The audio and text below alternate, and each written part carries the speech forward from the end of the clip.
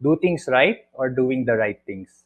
Do things right kasi ito yung mga, for example, procedures, ito yung rules ng company.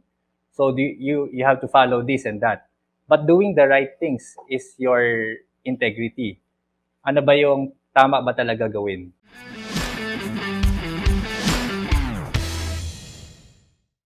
I read that your personal motto is build fast, fail fast, and get back to your feet again. Totoo ba yan?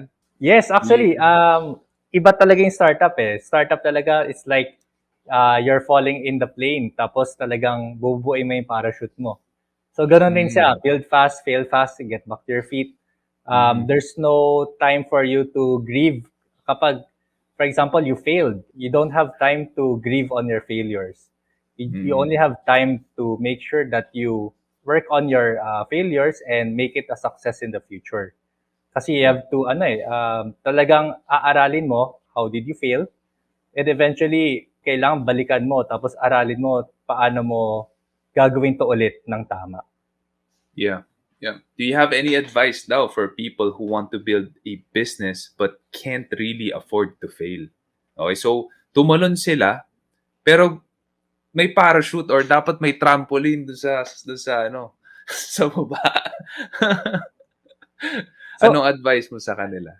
actually, it's a leap of faith. Talagang leap of faith talaga yan. Imagine, when I started my first venture, Pushcart.ph, talagang it's on my own. I was working for my family business, but eventually my dad told me, before you turn 30, kailangan you have your own venture. Kasi if over 30 ka na, mas magiging riskier ang life mo.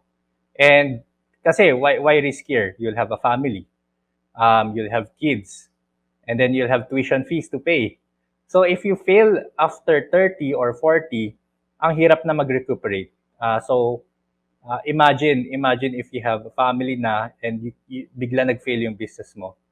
So, saan ka pupulutin? So, before 30, you start your own business. Any failure that you've done for 30, you can easily recuperate it. The family, your friends will always be there, and also your mentors who will help you. And for people who needs advice on how to build their business but can't afford to fail, you need to find good mentors who are industry experts in that field. So, one example is when we started Zagana. I find mentors talaga before getting inside what an industry that I don't even know how to play with, agriculture. Eh.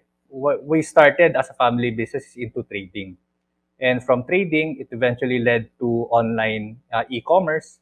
Then now we're back into the traditional agriculture and we're revolutionizing it to do the 30 minutes delivery. And imagine, traditional e-commerce nga before, it takes 5 days to a week for the items to arrive.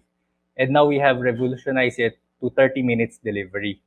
And that's because we were able to get the right partners. Ito yung proper mentors who has the industry knowledge and experts on how they will be able to scale it properly. And you need backings.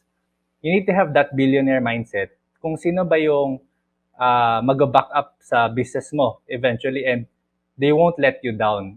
They will support you all the way. They have this mindset na okay lang, hindi pa tayo at that stage right now, but we will support you. And you need those kinds of people. There you go. I do completely agree. When you start early, it's the way to go, and you can risk more and safer for you as well.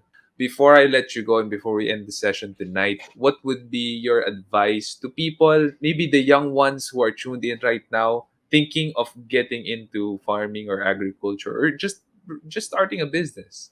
Well, for me, it's always doing the right things eh. And God will provide. So what does that mean? Kasi there's dalawa yung pagsasabi, do things right or doing the right things. Do things right kasi ito yung mga, for example, procedures, ito yung rules ng company. So you have to follow this and that. But doing the right things is your integrity. Ano ba yung tama ba talaga gawin? So sometimes you have to look into ano ba yung factors involved eh. And when you do the right things, God will provide means that pag ginawa mo ng tama yung mga yung kailangan mong gawin, eventually you will be rewarded. Completely agree. Completely agree.